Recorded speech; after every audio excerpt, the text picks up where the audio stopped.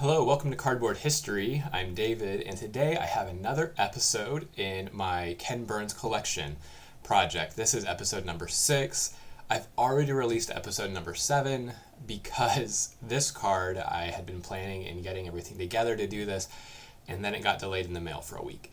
So I've been waiting for this card to come in to do this episode, and now that it's here, I'm really glad to be able to share it with everyone. The card is of Cuban star Jose Mendez. Now, Jose Mendez is a name that is more known for being, some might say, the right place at the right time, but it was really a combination of several things that kind of built up his legend, and his story is more of a legend than it is about significant statistics. He was born in Cuba and began playing on the Cuban circuit, was discovered by some scouts for the Almendares team, which included Armando Marsans, who would later play for the Cincinnati Reds. And when he was discovered, he was brought to play for the Almendares, and his rookie year was really a breakout year for him. He went 9-0 in 15 appearances. Now, I had a professor in college who talked about people that make a significant impact on history, and he said there's always 3 factors that have to align.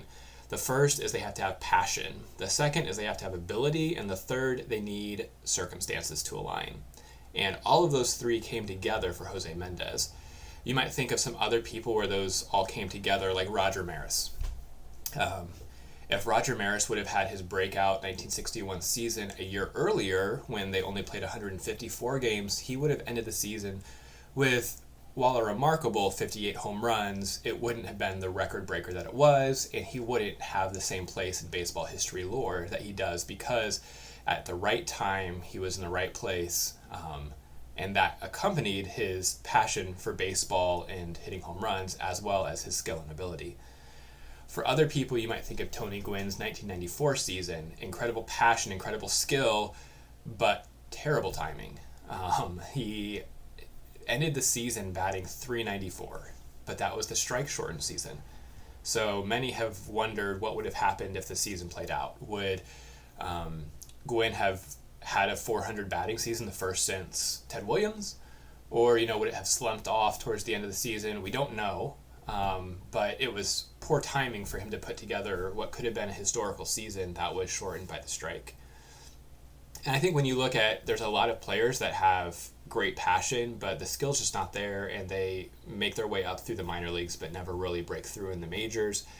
Or there certainly have been players who drafted highest of expectations, but it becomes pretty clear that the passion's just not there, that they don't have a love for baseball. They're just naturally gifted there. And so they have mediocre careers, or they play hard until they get a paycheck, and then their play diminishes, and it becomes clear they were more passionate about the money.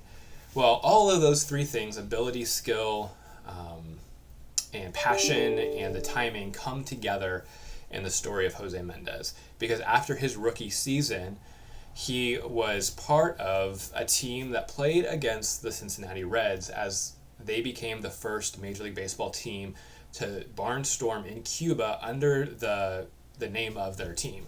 Up to that point, there had been kind of conglomerations of different major leaguers that had gone to Cuba in the winter to play, but this was the first year that a complete team, the Cincinnati Reds, went to Cuba. And when they got there, they won their first game, but then they came up against Jose Mendez. And this player, still coming off of his rookie season, right after the end of the National League season, faced the Reds, and he took a no-hitter into the 9th inning against the Reds. It was just a bloop infield single that ruined his no-hitter against the Reds, but he pitched a complete game shutout against the Reds.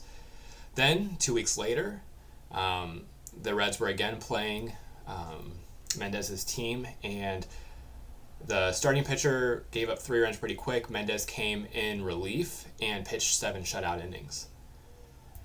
So, if you're keeping tally, that's 16 shutout innings against major league teams. Then, again, it was 4 days later. He pitched another complete game shutout against the Reds. So that brings his total now up to 25 shutout innings against the Reds, which is remarkable for this rookie Cuban League player playing against Major League bats. Next up, the opponent that he faced was a minor league team from Key West, and he shut them out, going a complete game once again. And then a few days later, they traveled up to Key West to play a home-and-home series, and Mendez pitched again, and this time he pitched a no-hitter.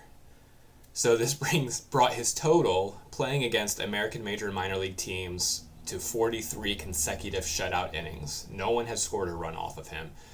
It wasn't until the third inning of his first game pitching in the Cuban League that somebody would eventually break through and score a run against him. So that brought his total to 45 consecutive no-hit innings. Now, he certainly made quite an impact on the National League, pitching the way that he did against the Reds and against the Key West minor league team. Unfortunately for Mendez, and this is where circumstances didn't quite align, his skin was too dark for him to be able to be signed to a major league team. Unlike Armando Marsans or Rafael Almeida, who both were lighter-skinned Cubans that were signed to the Reds, Jose Mendez was never able to break through in the majors, and he continued pitching in Cuba for a while, and he continued to have fantastic. The first 4 years of his career, his record was, I've got it down here somewhere, 42-8 with 43 complete games. And 3 of those seasons, over half of the team's wins were his wins. He had led the team, the Almendares, to pennants and really kind of being their go-to player. So his career, however, was really like he burst onto the scene and took the Cuban League and took the barnstorming circuit by storm. And I guess pun not intended there. But his performance tailed off after that. After starting out a remarkable 42-8, the rest of his Cuban career, he only went 34-20. He still has the best winning percentage for any pitcher ever in Cuban League, but he was not the same that he was in those first years. And ultimately, against barnstorming American teams, he would end up posting a losing record. So while he had this great burst of success at the beginning, it tailed off. Eventually, he did go and play in the Negro Leagues for the Kansas City Monarchs later in his career. At this point, he was dealing with a lot of arm troubles and switched to playing a lot of shortstop instead of pitching. But he would still occasionally pitch, and there would be these moments where he would out of nowhere would pitch a no-hitter or a complete game and just have what looked like brilliance, but his arm just couldn't hold up. And he played until really he couldn't go anymore. And then in 1928, at the age of 41, he passed away in relative obscurity. There's some debate over even the exact date that he died because there's not clear records. And so while he had this great start to his career, it really kind of all fell off. He was voted into the Hall of Fame in 2006, and that was a class that featured 18 players in total, 17 of which were Negro League players that were finally getting their due by being voted into the Hall of Fame. And a lot of people have questioned his Hall of Fame candidacy or worthiness because his statistics are not fantastic. He had a losing record against American teams, against major league teams. He wasn't fantastic as a player for the Monarchs. He did, as a manager, lead them to 3 consecutive pennants. But really, it's kind of this legend that has been built up about him, that really he took the league by storm and made such a strong impact that he was voted in. But some people say, well, he was playing against barnstorming teams, which were players that were on vacation. They weren't really giving it their all. They were there to relax and to hone their skills, but not necessarily to compete and try to win. Others would say you can't really judge his Cuban playing careers because he was playing against inferior talent. It was good talent nonetheless, but not necessarily the same level as major leagues.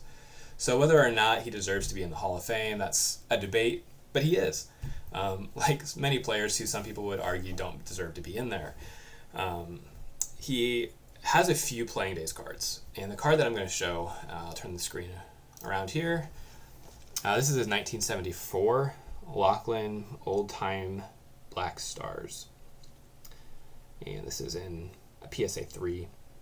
These cards have skyrocketed in value lately as the Negro League stats were officially incorporated into Major League stats, and that allowed many of the Negro League players to receive their due, and for a lot of players, this series is their first card. That's not the case for Jose Mendez. He has some playing days cards, but they are incredibly scarce.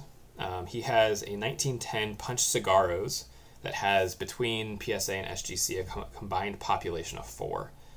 The last sale I could find of one of those cards was for $32,000. So that was back in 2011. So that card is not going to be on my list. He also has a 23 Billiken card that has a population of 16. His 23 Nacionales Cigarros has a combined population of 12, and his 1924 Aguila Cigars has a population of 15. So all of those cards have, when they've sold, they sell for $6,000 to $12,000, and they have such low pops that I decided for the Ken Burns collection to really target this Lachlan card. And so this is beyond those playing days cards. This is his next card. So this is from a set that features Negro League stars, which Mendez was. He did play for several years. But this is Jose Mendez. Let me know, do you think he deserves to be in the Hall of Fame based on his playing career in Cuba? Or do you think that the statistics don't really warrant it? Or should he be in just on legend alone? Is that enough to warrant a spot in the Hall of Fame? Let me know what you think. Thank you for watching Cardboard History.